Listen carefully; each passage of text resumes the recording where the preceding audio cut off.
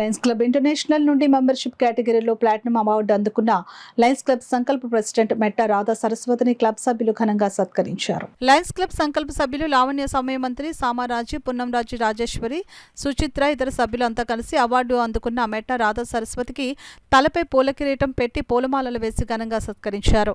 అనంతరం సభ్యులు అంతా పూర్ణకుంభంతో మెట్ట రాధా సరస్వతికి వేద పండితుల మంత్రోచ్చరణల నడుమ పూలు చెల్లుతూ ఘన స్వాగతం పలికారు. ఈ కార్యక్రమంలో లయన్స్ క్లబ్ సంకల్ప ఇతర సభ్యులు పాల్గొన్నారు.